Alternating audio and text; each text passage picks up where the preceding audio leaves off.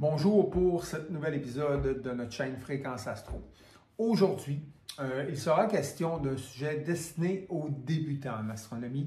À l'occasion, on va traiter des sujets plus complexes, entre autres la distance focale d'une caméra et d'un télescope. D'ailleurs, c'est une question qui revient assez régulièrement. Il y en a plein, hein, entre autres la collimation, les problèmes informatiques, ça s'en vient. On y travaille, moi et David.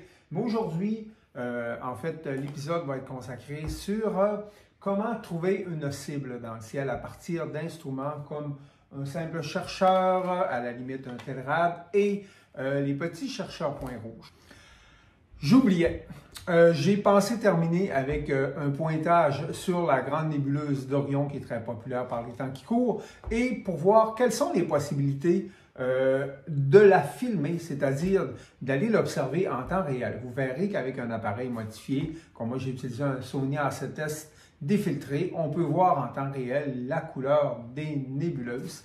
Et ça, c'est quelque chose quand même d'intéressant pour quelqu'un qui déciderait de ne pas se lancer dans la photo d'astronomie, mais simplement observer les nébuleuses à émission avec un petit peu plus de détails. C'est possible de faire également sur les galaxies. Je les vois très bien apparaître en mode live view, ou plutôt en mode direct, sauf qu'il faut quand même bénéficier d'un ciel plus clément que moi j'ai présentement dans la ville de Saguenay.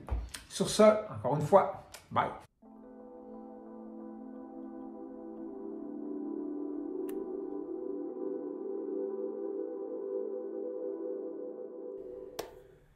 David, une question que je me pose souvent, lorsqu'on est prêt à observer, en fait, on est installé, on a installé notre télescope, puis là, je veux trouver une cible qui est située à plusieurs milliers d'années-lumière, sinon millions d'années-lumière.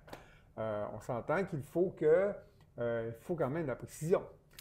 Fait qu'il existe des outils, comme je vois ici, on en a un sur le télescope qui va me permettre de trouver facilement ma cible. Peux-tu nous expliquer comment ça fonctionne? Oui, bien en fait, le problème qu'un télescope a, c'est que ça grossit beaucoup. Okay. Donc, quand on grossit beaucoup, on voit un champ qui est très étroit. Et donc, si par exemple je veux chercher la Lune, c'est pas évident de chercher la Lune dans notre champ étroit. Donc, qu'est-ce qu'on utilise? Par exemple, ici sur le Nexstar, c'est un chercheur point rouge. Okay. Dans ce cas-ci, c'est un chercheur qui n'a pas de grossissement. Donc, il voit une fois comme moi, je te vois toi. La seule différence, c'est qu'il y a un point rouge. Et le point rouge, ça va être notre point de repère pour, admettons, pointer la Lune. Je vais mettre la Lune sur le point rouge. Le point de repère étant le centre de ce qu'on veut observer. Là. Exactement. Comme si je veux éventuellement trouver ma Lune, je vais prendre mon point rouge pour pointer le milieu de ma Lune. Exactement. Parfait. Par contre, il y a une difficulté. Quand on reçoit notre télescope, le télescope, oui, il est capable de pointer la Lune, mais ça ne veut pas dire que le chercheur, lui aussi, est en train de pointer la Lune. Les deux ne sont pas alignés ensemble, donc il faut toujours les aligner quand on installe notre télescope pour la première fois. OK. D'ailleurs, si je ne me trompe pas, quand je fais une calibration parce que lui, on a une raquette de commande avec ce télescope-là qui peut nous amener à 40 000 objets différents. Disons ça comme ça. Là, ça dépend des boîtiers. Là. Et donc, si je pointe la première fois sur la Lune sans faire de calibration, je ne serai pas en mesure de faire. Ça fait que je vais utiliser des étoiles comme point de référence. Puis là, lorsque je vais viser, autrement dit, ma première étoile, ça ne veut pas dire que mon télescope va être directement dessus. Non, exactement. Ça fait que je peux travailler très longtemps avant de trouver cette étoile-là. Ça fait qu'est-ce qu'on pourrait le faire même de jour pour calibrer? C'est ça le plus facile. Parce que de jour, on ne peut pas se tromper. Souvent, moi, j'aime me mettre sur un lampadaire au loin.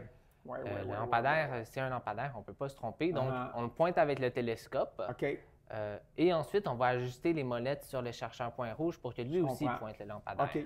Là, je viens de comprendre. Donc là, on a un appareil photo, mais je peux utiliser également un oculaire. Oui. Ça fait que là, à la limite, là, si on vise un lampadaire, d'ailleurs, c'est ce on voulait faire tout à l'heure. Oui. Ça fait qu'on a visé un lampadaire. Ça fait que, sauf que là, on ne sait pas si c'est ajusté en fonction de notre pointeur point rouge. Exactement. Donc, je vais viser en premier mon lampadaire avec mon objectif ou mon appareil photo pour par la suite réajuster mon pointeur point rouge. Oui. C'est bien ça? Ah, c'est le plan.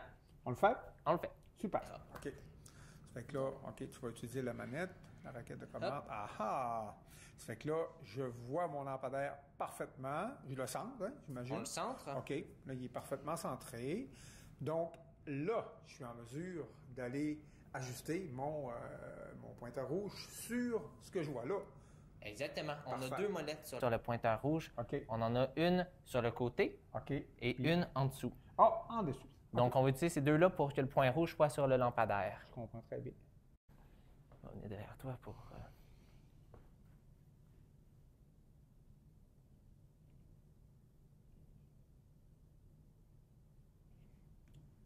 Parfait. Good. Après ça, c'est une bonne pratique de toujours vérifier dans l'oculaire ou dans la caméra que le télescope n'a pas bougé pendant. Si le lampadaire est encore là. Il est encore en plein centre. Puis l'avantage, je pense, quand j'utilise un objet de jour, on n'a pas, vu qu'on n'est pas en suivi, hein, ça fait que là, le télescope n'aura pas bougé. Non. C'est ça, hein, c'est un gain d'utiliser Pas mal plus facile. OK, un objet, disons, diurne de jour pour le faire.